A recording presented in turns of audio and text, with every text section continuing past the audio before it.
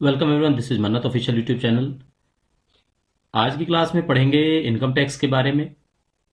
नेटर के लिए काम आएगी आईसीएमआर, आईआईटी, एनआईटी और ऐसे एग्जामिनेशंस जहां पर इनकम टैक्स के सवाल आपके पेपर में पूछे जाते हैं, जरूर काम आएगी। लास्ट ईयर जब आपका पेपर हुआ एएसओ का नेटर चंडीगढ़ की, अगर हम स्पेसिफिकली बात कर लें, वैसे सीसीएस रूल्स की रूल बुक में आप पढ़ोगे तो उसमें आपको देखने को मिलता है इनकम टैक्स का। लेकिन नेटर चंडीगढ़ का जो लास्ट ईयर का पेपर भी हुआ, उसमें भी इनकम टैक्स से क्वेश्चंस देखने को मिले थे। तो ये क्वेश्चंस डेफिनेटली सबके काम आएंगे जो नेटर, आईसीएमआर, आईआईटी, एनआईटी और अदर एग्जामिनेशन की प्रिपरेशन करते हैं। तो बिना डिले के क्लास स्टार्ट करते हैं। कोर्स से जुड़ना है, व्हाट्सएप नंबर आप सबको पता है, उस पर आप कॉन्टैक्ट कर सकते हैं, हमें मैसेज कर सकते हैं 8307312491। तो ये व्हाट्सएप नंबर है, इस पर आप कॉन्टैक्ट कर सकते हैं। तो देखो, इनकम टैक्स के बारे में पढ़ाना है आप। तो इनकम टैक्स में सबसे पहले क्या पढ़ेंगे? इनकम जो टैक्स होता है वो आपका सैलरी पर होता है, अगर गवर्नमेंट सर्वेंट की बात करते हैं तो गवर्नमेंट सर्वेंट के केस में अगर ये सैलरी पर होता है तो क्या कंडीशन है, डिडक्शन की क्या कंडीशन है, तो वो सब हम पढ़ेंगे इसके अंदर। तो देखो, सबसे पहले आपने समझना है कि इनकम होती क्या है। ठीक है, इनकम के सोर्स क्या क्या है। तो इनकम के जब हम सोर्स के बारे में पढ़ते हैं तो बेसिकली जो सोर्स है वो सबसे ज्यादा, पहला तो जो गवर्नमेंट सर्वेंट के लिए होता है वो सैलरीज होते हैं। सेकंड जो सोर्स है वो किसी का हाउस प्रॉपर्टी से इनकम होती है। किसी का घर है, उसने रेंट पे दिया हुआ है, आगे लीज पे दिया हुआ है, तो हाउस प्रॉपर्टी से इनकम होती है उनको। ठीक है, हाउस प्रॉपर्टी इनकम। एक होता है कैपिटल गेन। कैपिटल गेन किसको बोलते हैं कि आपके पास कोई पैसा है, आपने इन्वेस्ट कहीं करा हुआ है, बिजनेस है आपका, तो उसमें कुछ गेन हुआ तो वो आपका कैपिटल गेन। कैपिटल गेन के साथ साथ प्रॉफिट एंड गेन की भी बात की जाती है। Profit and gains of business, business से भी आता है आपको, तो उसके बारे में है। कैपिटल गेन का मतलब यही है कि कोई चीज आप मान लो परचेज कर लेते हो कोई चीज, तो उससे भी है जो आपकी असेट है, आपकी वैल्यू है, वो बढ़ जाती है। तो इनकम में अगर आपको उससे कोई एनुअली या मंथली इनकम होती है तो वो कैपिटल गेन है। प्रॉफिट एंड गेन की बात है तो बिजनेस से जो प्रॉफिट एंड गेन है। लास्ट में होता है इनकम किसी अदर सोर्सेज से। ठीक है, इनकम फ्रॉम अदर सोर्सेज। अब ये कोई और भी ऐसा जरिया हो सकता है जिसकी वजह से आपको इनकम मिलती है, तो वो भी आपके इनकम में आती है। अब बेसिकली ये जो चैप्टर है इनकम टैक्स, ये हम गवर्नमेंट सर्वेंट के केस में पढ़ रहे हैं। गवर्नमेंट सर्वेंट तो देखो, बिजनेस का तो अलाउड करता ही नहीं है सीसीएस रूल्स। वो ये थोड़ी बोलता है कि आप बिजनेस भी करोगे, परमिशन की रिक्वायरमेंट होती है। तो बेसिकली इनकम टैक्स अगर हम डील करेंगे तो वो दो पॉइंट्स में करेंगे। कौन कौन से पॉइंट्स में? एक तो सैलरीज पर इनकम, ठीक है, एक सैलरी पर इनकम है, और दूसरा है income from house property. Income from house property, ठीक है। इनमें से अगर आपको कोई इनकम होती है तो उस पर बात करेंगे बेसिकली हम। चलो, टैक्स का क्या है? टैक्स का समझने से पहले सबसे पहले आपने सैलरी का समझना है। सैलरी, सैलरी होती क्या है, यह हमारा पहला सवाल बनता है। ठीक है, तो सैलरी होती क्या है? सैलरी में इंक्लूड्स होते हैं। इंक्लूड्स, ये पहला पॉइंट है, आप याद करना इसको। इंक्लूड्स ऑल काइंड ऑफ पे, किसी भी तरह की आपकी पे है वो जोड़ी जाती है सैलरी में, प्लस डीए जोड़ा जाता है। कोई ऐसी जॉब जहां पे ओवर टाइम मिलता है तो ओवर टाइम का अलाउंस है वो जोड़ा जाता है। ठीक है, पूरे साल की इनकम की बात कर रहे हैं। साल में एक बार किसी को बोनस भी मिलता है तो बोनस भी जोड़ लिया जाता है। कितना होता है बोनस? 6,908 रुपये। ठीक है, सेंट्रल गवर्नमेंट एम्प्लॉइज का नॉन प्रोडक्टिविटी लिंक्ड बोनस है जो वो 6,908 रुपये होता है। ठीक है, एक बार दिया जाता है। दूसरा, आपने कोई लीव इनकेश कराई है, लीव सैलरी से भी आपकी इनकम होती है। ठीक है, कंपेंसेटरी अलाउंस कोई मिलता है तो उस वो भी आपकी इनकम में जुड़ेगा, कंपनसेटरी अलाउंस। ठीक है, साथ में जोड़ा जाता है जो भी आपको ट्रांसपोर्ट का अलाउंस मिलता है, ट्रांसपोर्ट अलाउंस। ठीक है, अब उनको एग्जाम्पशन इसमें दे दी जाती है। अगर कोई ब्लाइंड है, डेफ है, डम है, या हैंडीकैप है, या डिसेबिलिटीज है उनको, ठीक है, तो उनकी इसमें एक्सेप्ट कर दिया जाता है। ये याद रखना, ये ट्रांसपोर्ट अलाउंस, यहां पे हम बड़े बड़े मोटे अक्षरों में लिखेंगे एग्जेम्पशन। ठीक है, तो EXEM, एग्जेम्पशन। तो किसको एग्जेम्प्ट किया जाता है? एग्जेम्प्ट किया जाता है डेफ को, ब्लाइंड को, फिजिकली हैंडीकैप को, PH हैंडीकैप्ड। ठीक है, फिजिकली हैंडीकैप, तो इनको एग्जेम्प्ट कर दिया जाता है इसमें। ट्रांसपोर्ट अलाउंस भी आपका जुड़ गया। इसके बाद कोई आपकी ऑनोरेरियम मिलता है अगर आपको, ऑनोरेरियम, वो भी आपकी इनकम में जुड़ेगा। उसके बाद कोई फी है अगर आपको मिलती है तो वो आपका इसमें जुड़ेगा। ठीक है, और पेंशन है किसी की, वो भी इसमें जोड़ी जाती है, कोई पेंशन से अगर आपको इनकम होती हो। सबसिस्टेंस अलाउंस जो सस्पेंशन पे दिया जाता है वो भी इसमें जोड़ा जाता है, सबसिस्टेंस अलाउंस। ठीक है, कोई रिम्बर्समेंट है मेडिकल ट्रीटमेंट की, वो भी जोड़ी जाती है। हाउस रेंट अलाउंस है, वो भी इसमें जोड़ा जाता है। ठीक है, चलो, तो बेसिकली सैलरी में हर चीज आती है।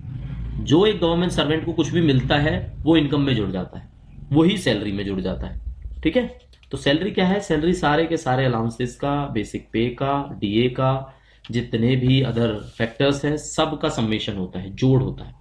ठीक है, अब ये तो पढ़ लिया सैलरी होता क्या है, पढ़ा आपने अच्छे से। अब ये पढ़ेंगे सैलरी क्या नहीं होता है, सैलरी क्या नहीं होती है। ठीक है, ये कि सैलरी में क्या नहीं आता है, नॉट इंक्लूड्स, ये सबसे जरूरी है, क्योंकि ये आपको ध्यान रखना चाहिए कि कौन से ऐसे फैक्टर हैं जो काम नहीं आते, सैलरी में नहीं जोड़े जाते। हॉस्टल सब्सिडी है, सैलरी का पार्ट नहीं होता। Child education allowance, children education allowance, ठीक है, क्या होता है ये? बोल देते हैं हम चाइल्ड, लेकिन होता चिल्ड्रन है, चिल्ड्रन अलाउंस। ये एजुकेशन बीच में आपने नोट करना है, एजुकेशन। ठीक है, और कौन सा है? Tribal area allowance, tribal area allowance. अगर आपकी जॉब ऐसी जगह पर है जो अनुसूचित जनजाति में आता है तो वहां पे अलाउंस जो मिलेगा वो नहीं जोड़ा जाता। ठीक, टीए जो आपको मिलता है ट्रांसफर पर, ग्रांटेड ऑन, कोई टूर है या कोई आपका ट्रांसफर है तो उसको इसमें सैलरी में नहीं जोड़ा जाता। पांचवा पॉइंट आपका आ जाता है कोई स्पेशल अलाउंस है, स्पेशल अलाउंस। स्पेशल अलाउंस में अब सवाल बनेगा कि कौन से अलाउंस, तो यहाँ पे हैश लगा के आपको बता देते हैं। स्पेशल अलाउंस में जैसे एक तो आता है difficulty area allowance, disturbed area allowance, remote location allowance, RLA remote location allowance, DAA difficulty, जो डिफिकल्ट एरिया अलाउंस होता है, एक DAA डिस्टर्ब्ड एरिया अलाउंस को भी बोलते हैं। ठीक है, एक आपको BAA भी मिलता है, बॉर्डर एरिया अलाउंस। तो अगर इस टाइप के कोई भी अलाउंस हैं तो वो स्पेशल अलाउंस होते हैं आपके। ठीक है, 5 पॉइंट आपको बता दिए।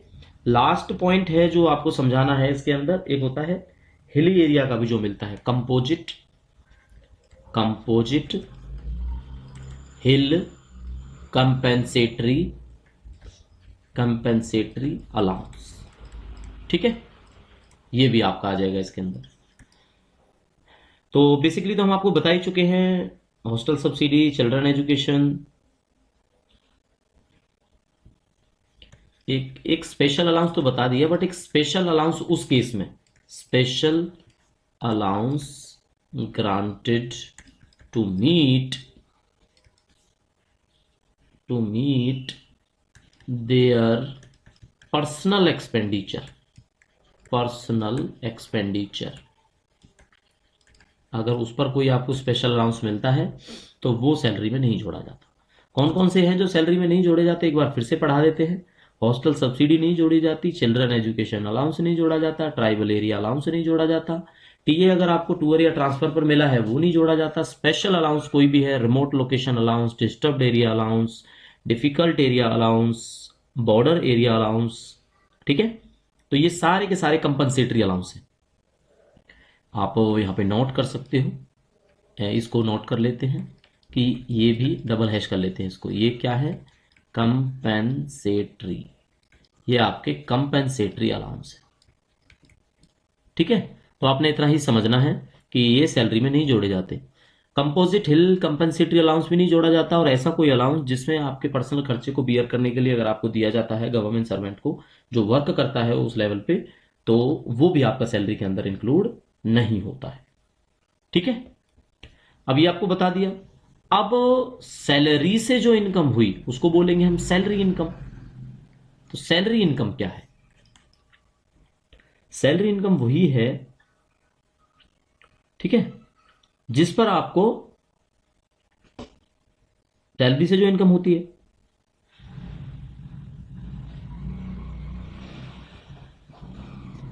इस सैलरी की इनकम में अगर प्रोविडेंट फंड है, जैसे पीएफ है, पीएफ में 5 लाख, ठीक है,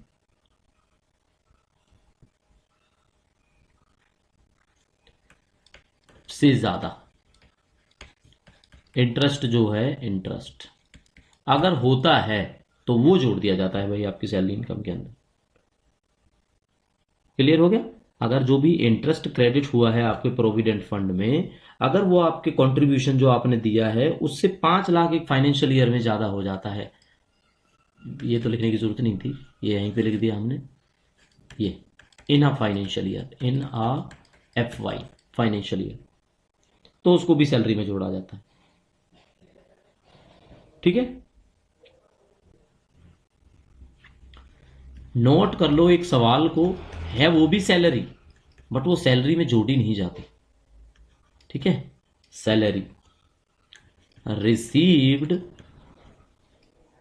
from United Nation Organisation is not taxable. ये बड़े काम का क्वेश्चन रहेगा आपके लिए। जो भी सैलरी आपको यूनाइटेड नेशन ऑर्गेनाइजेशन, संयुक्त राष्ट्र संघ से मिलती है, उस सैलरी पर टैक्स नहीं लगता है, ये एक सवाल है और जवाब भी आपको पता है। ठीक है, उस टॉपिक पर भी हम बात करेंगे कि किस किस पर टैक्स नहीं लगता है। एक सवाल ये भी बनेगा, फुल्ली एग्जेम्प्टेड है जो। ठीक है, चलो,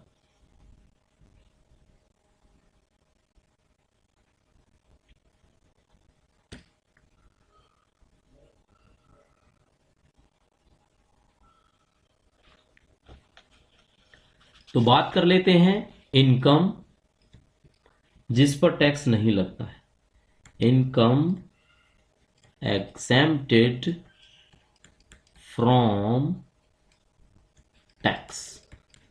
ठीक है, ये रहेगा हमारा सवाल और आगे होगा इसका जवाब। एक तो जवाब यही हुआ, UNO से इनकम, उस पर टैक्स नहीं लगेगा, अभी बताया आपको। ये टॉपिक इसीलिए शुरू कर दिया ताकि आपको पता लग जाए। पेंशन का जब आप कम्यूटेशन कराते हो,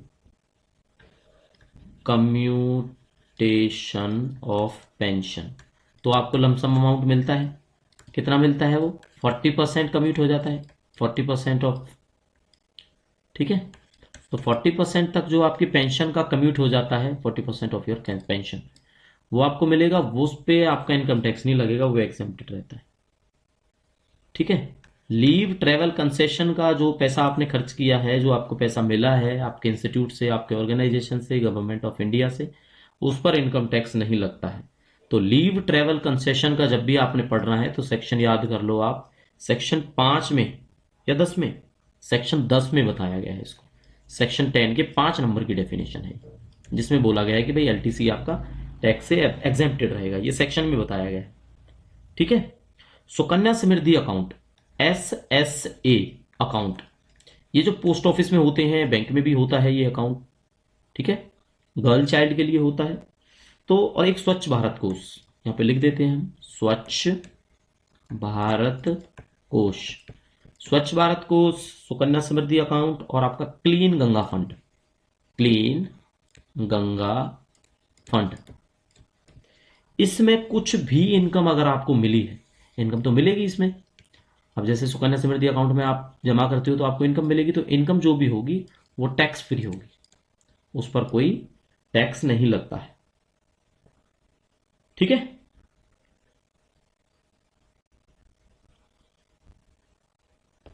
चलो जी, अब जब इनकम टैक्स का फॉर्म भरते हो तो आपको एक चीज पता ही है कि पेंशन मिलती है किसी को। पेंशन, पेंशन आपको मिली और उसी पर्सन को मान लो गैलेंट्री अवार्ड मिला हुआ है, गैलेंट्री अवार्ड। अब उसकी पेंशन है ना जो, वो हो जाएगी भाई टैक्स फ्री, क्योंकि वो गैलेंट्री अवार्डी हैं, इसलिए उनकी पेंशन को फ्री कर दिया जाता है। जब ये इनकी डेथ के बाद, गैलेंट्री अवार्डी हैं जो, इनकी डेथ के बाद बनेगी, इनकी फैमिली को मिलेगी पेंशन, उसको बोलते हैं हम फैमिली पेंशन। ठीक है, आफ्टर। तो ये जो फैमिली पेंशन है ना, ये भी ऑल्सो एग्जेम्प्टेड, ठीक है, ऑल्सो एग्जेम्प्टेड फ्रॉम टैक्स। इस पर भी आपका टैक्स नहीं लगेगा। दोनों बातें आपने याद कर लेनी है। ठीक है। एक, जब आप रिटायर होते हो तो कैश मिलता है, सैलरी में वैसे तो पैसे ही मिलते हैं, बट वो कैश बोलेंगे उसको equivalent to leave, cash equivalent to leave salary, जो 300 दिन की लीव सैलरी का होता है ना, तो वो 25 लाख तक, 25 लाख तक ये है आपका टैक्स फ्री। ठीक है, एक इस पे भी टैक्स नहीं लगता। तो आपको टैक्स ना लगने वाली बातें हमने सारे बता दी। ठीक है, क्लास इंटरेस्टिंग लगती हो आप लाइक करना, पूरे के पूरे चैनल को आप विजिट करना। ठीक है, चैनल को विजिट करना। अगर आपको लगे कि शुरुआत कहां से करनी है, तो शुरुआत करनी है आपने, हमारी जो प्लेलिस्ट आपको देखने को मिलेगी, वो जो प्लेलिस्ट है वो एम्स सीआरई की प्लेलिस्ट है। किसकी प्लेलिस्ट है? एम्स सीआरई की प्लेलिस्ट है। और एम्स सीआरई की प्लेलिस्ट के बाद अगर आपने जैसे प्रिपरेशन करनी है, तो एक बच्चे का सवाल भी था कि क्या उनको पढ़ना चाहिए, तो सबसे पहली प्लेलिस्ट तो उनको पढ़नी चाहिए जो हम आपको रिकमेंड करेंगे, एम्स सीआरई 2025 बैच 2.2, जिसमें 57 क्लासेस हैं, कोर्स है वो हमारा फ्रीली अवेलेबल है। ठीक है, ये बीच में थोड़ा सा इसके बारे में डिस्कस कर लेते हैं, how to prepare CCS rules. ठीक है, तो मन्नत ऑफिशियल यूट्यूब चैनल पे जाना है आपने, ऑफिशियल यूट्यूब, उसमें कोर्स सेक्शन में, प्लेलिस्ट में, ठीक है, प्लेलिस्ट में कोर्स सेक्शन में आपको जो प्लेलिस्ट दिखाई देगी वो पहली दिखाई देगी, एम्स सीआरई 2025 बैच 2.0। इसके अंदर आप देखोगे करीब 56-57 क्लासें हैं, 57 क्लासेस हैं इसके अंदर। तो बिल्कुल जो न्यू हो या ओल्ड भी हो चाहे, वो सबसे पहले ये पढ़ें। ये जैसे ही आपकी कंप्लीट हो जाती हैं, फिर आपने क्या करना है, फिर आपने आ जाना है सीसीएस रूल्स, एकेडमिक रूल्स और ऑफिस प्रोसीजर्स वाली प्लेलिस्ट में। सीसीएस रूल्स, एकेडमिक रूल्स, इसमें हमने यूजीसी एक्ट वगैरह ये कुछ क्लासें हैं, वो आपके जरूरी काम आएंगी। ठीक है, तो एनआईटी जलंधर वाले बच्चे खासकर इस प्लेलिस्ट को देखें, ऑफिस प्रोसीजर्स। ठीक है, इसके अंदर करीब करीब कोर्स के अंदर 50 क्लासें हैं। 50 क्लास में से आप वो क्लास मिस कर सकते हो जो आपने एमसीआरई 2025 के अंदर पढ़ी है, लेकिन जैसे आपका जो ऑफिस प्रोसीजर्स की क्लास है वो आपको यहीं पे मिलेंगी। सीसीएस कंडक्ट रूल है, ये सारी। अब जैसे डियरनेस अलाउंस अगर 25% बढ़ जाता है, 50% से ऊपर हो जाता है, तो क्या क्या कंडीशन है, तो ये पूरी की पूरी प्लेलिस्ट आपके काम आएगी। इसके अंदर मैराथन भी है, हालांकि कुछ डाटा जो चेंज हुआ है ना, तो मैराथन के लिए हम आपको रिकमेंड नहीं करते आप प्लेलिस्ट 2 पढ़ें, उसके लिए आप ये, जब ये कर लोगे तो साथ के साथ ही एक हमने मैराथन के नाम से अलग से बनाई हुई है प्लेलिस्ट। ठीक है, किसके नाम से बनाई हुई है? मैराथन के नाम से। फिर आप वो करोगे, किसकी है मैराथन? वो जो मैराथन है आपकी, वो एम्स की ही मैराथन क्लास है, जब हमने आपको करवाई थी AA के लिए। ठीक है, तो वो मैराथन वाली वो पढ़नी है आपने। और मैराथन एमसीआरई 2025, एमसीआरई 2025, ये मैराथन क्लास पढ़ ली। उसके बाद 1000 क्वेश्चन की सीरीज है, जो इसमें ज्यादा क्वेश्चन अभी नहीं हुए हैं, 1000 MCQ सीरीज, ये आप साथ के साथ पढ़ते रहो। ये हम जैसे जैसे कराते रहेंगे वैसे वैसे अवेलेबल होती रहेंगी। तो अभी 3-4 क्लासें हैं इसके अंदर आई हैं, वो आप पढ़ सकते हो। तो एक पूरा आपको आइडिया दे दिया कि कहां से शुरू करें, तो यहां से शुरू करें। ठीक है, चलो बैक अपने टॉपिक पर आते हैं। वैसे इनकम टैक्स का ज्यादा बड़ा टॉपिक नहीं है, बट फिर भी एक क्लास हम और लगाएंगे जिसमें पॉसिबल आपके कुछ अच्छे क्वेश्चंस हैं वो करवा देंगे, और बेसिक बेसिक जो है इस टॉपिक को हम खत्म करवा देंगे। ठीक है, चलो। एचआरए के बारे में कुछ बताना है, इनकम से संबंधित, इनकम टैक्स से। तो एचआरए में सिंपल सा यही है भाई कि जो एचआरए होता है, अगर आदमी किसी रेंटेड हाउस में रहता है तो वो एग्जेम्प्टेड है। Rented house exempted. जितना आप रेंट पे करते हो उसमें लिमिट है, उतना आपको मिल जाता है। कितना मिल जाता है? सैलरी का 10%। ये याद रखना आप, सैलरी का 10%।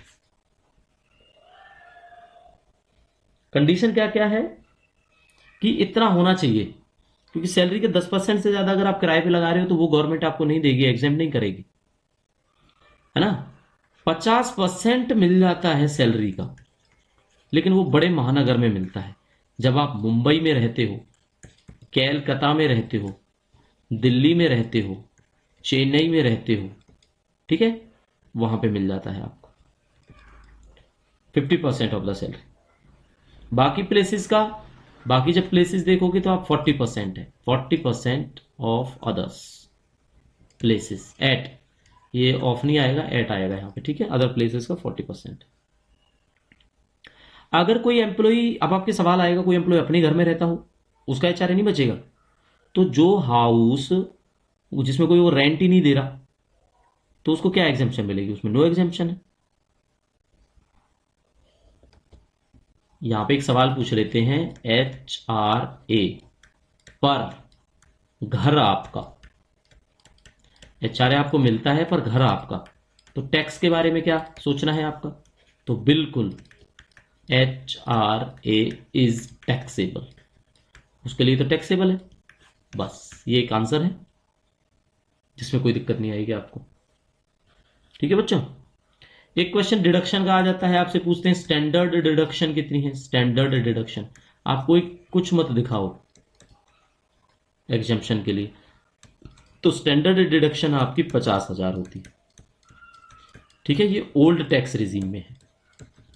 जब भी आप ओल्ड टैक्स रिजीम में टैक्स फाइल करोगे तो 50,000 आपके सेव हो जाएंगे।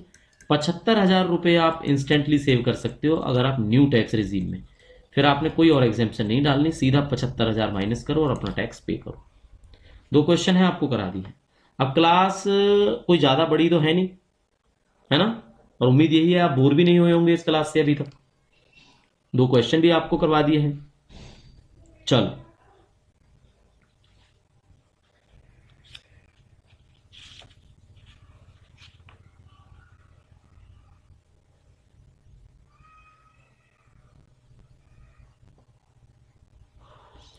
तो देखो बच्चों, पार्ट 2 के अंदर इनकम टैक्स हम आपका कंप्लीट करा देंगे। जैसे हमने आपको जनरल प्रोविडेंट फंड कराया है, जिसमें हमने सीपीएफ के बारे में भी बताया और जीपीएफ के बारे में बताया, तो ये क्लासेस डेफिनेटली हेल्पफुल रहेंगी, चाहे आपका एग्जाम आज है या कल है या आने वाले टाइम में होने वाला है।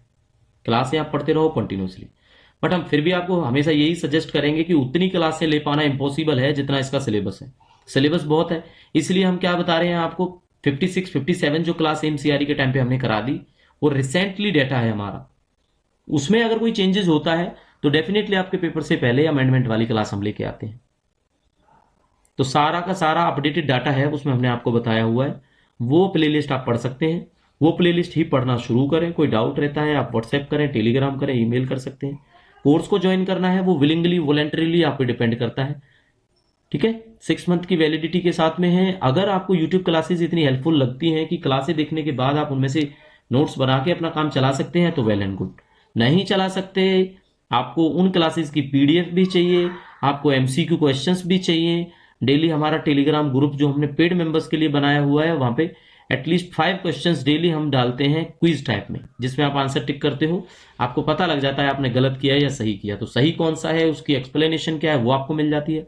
एमसीक्यू क्वेश्चंस आपको मिल जाएंगे, और डेफिनेटली मॉक क्वेश्चंस जो पेपर में पूछे जा चुके हैं वो हम पेपर से पहले बच्चों को हमेशा कराते हैं।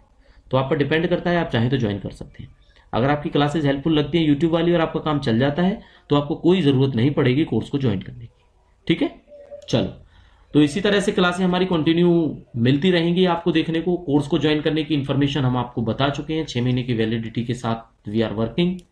ज्वाइन कर सकते हो आप कोर्स को, व्हाट्सएप नंबर क्वेरी के लिए आपको दिया हुआ है। कोर्स की क्वेरी आप इन्हीं नंबर्स पे हमसे कर सकते हो। तो मिलेंगे नई अपडेटेड वीडियो के साथ, नई क्लास के साथ। तब तक के लिए thank you and see you soon.